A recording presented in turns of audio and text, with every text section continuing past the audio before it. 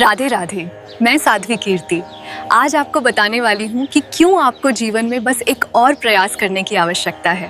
एक समय की बात है, एक समृद्ध राज्य था और उस राज्य का राजा अपने पड़ोसी राज्यों के साथ बहुत ही अच्छा व्यवहार करता था।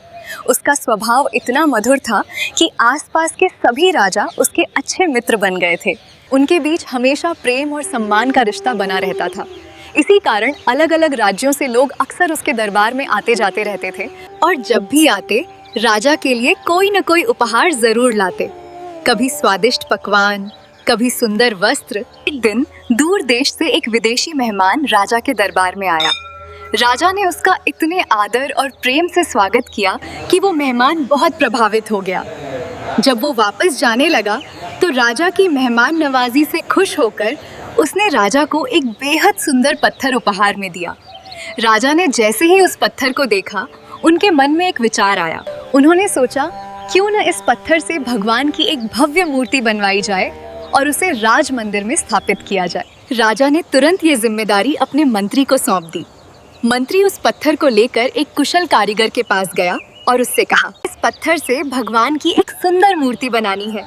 ये काम 10 दिनों के भीतर पूरा होना चाहिए और अगर तुमने ये काम अच्छी तरह कर दिया तो तुम्हें इनाम में सोने की कई मोहरें दी जाएंगी।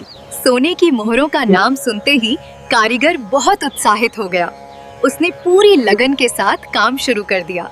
वो हथौड़ा लेकर पत्थर पर चोट करने लगा ताकि उसे तराश कर मूर्ति का आकार दिया जा सके। लेकिन पहली चोट के बाद भी पत्थर नहीं टूटा। दूसरी चोट लगी, फिर भी कुछ नहीं हुआ।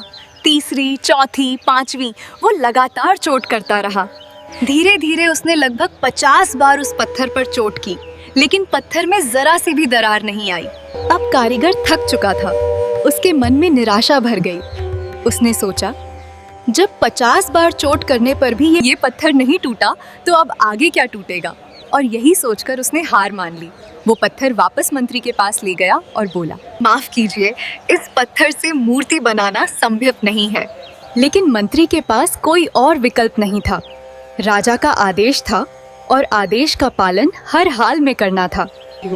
इसलिए मंत्री वही पत्थर लेकर दूसरे एक साधारण कारीगर के पास पहुंचा। उस कारीगर ने पत्थर को देखा, हथौड़ा उठाया और पूरे विश्वास के साथ एक जोरदार चोट मारी और आश्चर्य की बात, पत्थर उसी एक चोट में टूट गया।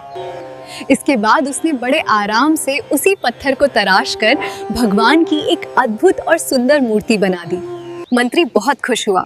उसने कारीगर को सोने की मोहरें इनाम में दे दी।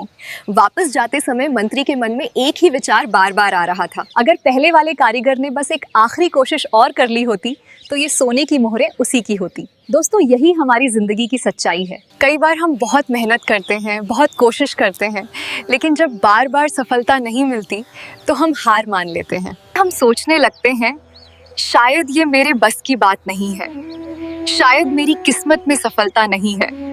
लेकिन सच तो ये है कि कई बार सफलता हमसे बस एक कोशिश दूर होती है। हो सकता है जिस पल हम हार मानने का सोच रहे होते हैं, उसी के अगले प्रयास में हमें सफलता मिलने वाली हो। इतिहास में ऐसे कई उदाहरण हैं, जैसे कि महान आविष्कारक थॉमस एडिसन, जिन्होंने बल्ब का सफल आविष्कार करने से पहले सैकड़ों असफल प्रयास किए। जब उनसे पूछा गया कि इतनी असफलताओं के बाद भी उन्होंने हार क्यों नहीं मानी, तो उन्होंने मुस्कुराकर कहा, मैं असफल नहीं हुआ हूँ, मैंने बस इतने तरीके खोज लिए हैं जिनसे सफलता नहीं मिलती। इसलिए याद रखिए, मेहनत कभी बेकार नहीं जाती। किसी को सफलता जल्दी मिल जाती है और किसी को थोड़ी देर से, लेकिन जो लोग कोशिश करना बंद नहीं करते, आखिर में जीत उन्हीं की होती है।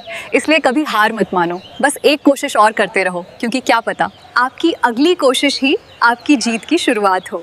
और याद रखो, अगर तुम बीच रास्ते में रुक गए तो जो सोने की मोहरें तुम्हारी हो सकती थीं, उन्हें कोई और ले जाएगा।